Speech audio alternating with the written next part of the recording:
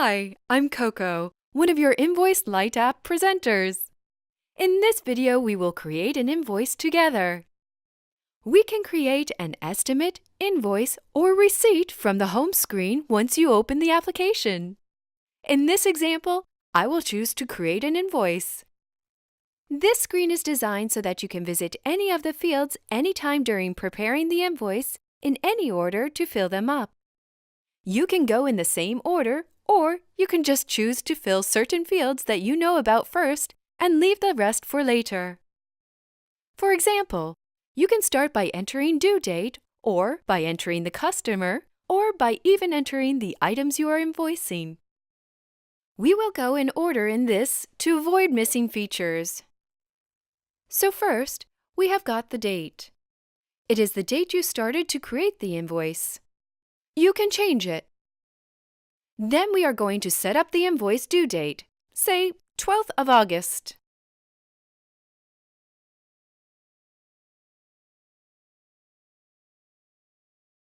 Now we go to Customer Details. Here we can select a customer from the customer database. We can search for the customer if the list is long. We can also create a new customer in case we don't have the customer in the list by pressing on the plus sign on the top right side of the screen. I will select Sarah Cupcakes. As you see, all the customer details got populated automatically. You can change them here if you want, but this change will not be saved in the customer's database. They will be only local to the invoice. I go back and check the shipping details. Again, this has been populated automatically from the customer database. I click back. Then come the billing sections. Now, those are the sections that we created in the Sections, Discounts, and Surcharges tabs in the Settings menu. If you do not want to use sections and want the whole invoice to be in one part, just keep these buttons off. In our case, we want to display the section for products and the section for services, so we turn both on.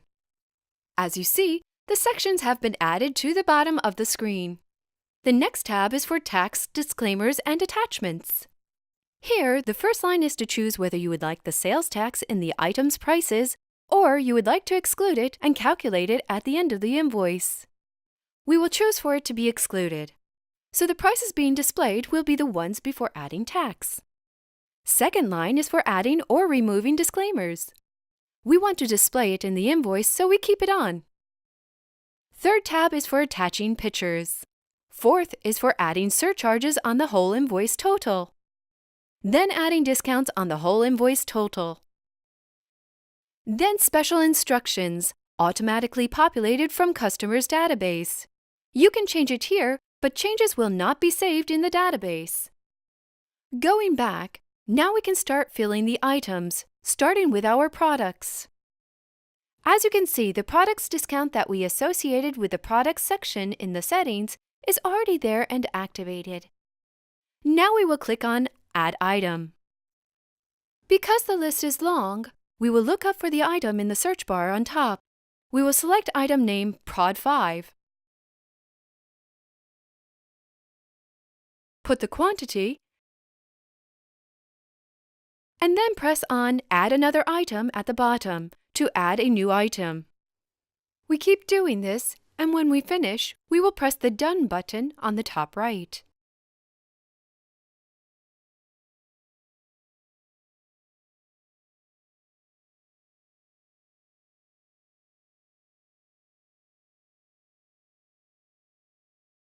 As you can see, we can cancel the section discount for this section anytime, like this.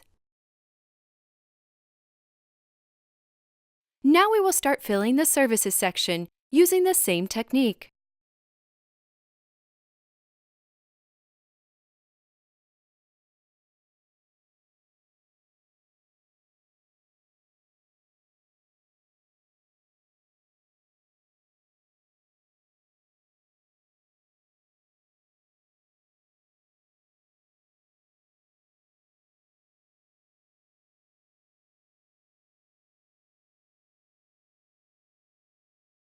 If you do a mistake in an entry, you can always swipe the entry towards left to edit or delete it.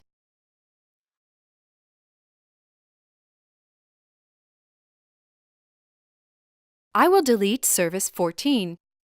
I will add Service 16.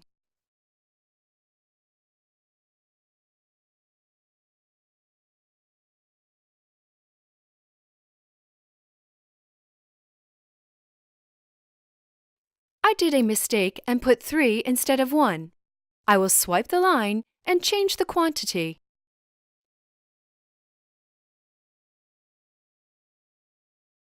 Now that our invoice is fully prepared, we can press on Create. Now the invoice is created. The invoice number above is a compilation as follows. The first 3 letters identify if it is invoice, estimate, or receipt. Then the next 8 digits is the date, in day, then month, then year. The last 4 digits is the number of documents created on that day. Now you got the list of actions you can do with the created document. You can preview the invoice, edit invoice, copy it to a new one so you can edit small details rather than doing it from scratch if you do the same set of services frequently. You can send it as a PDF.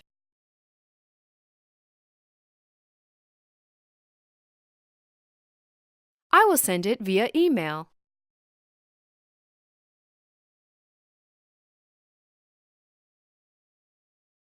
I can add a partial payment to the invoice in case the customer pays in installments.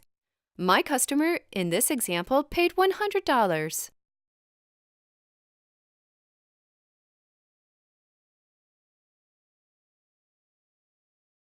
If you go back and preview the invoice again, you will see the partial payment added to the invoice.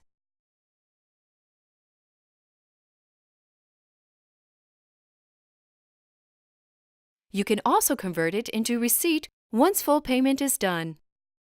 Now that we have done the actions we want to do, we press Done.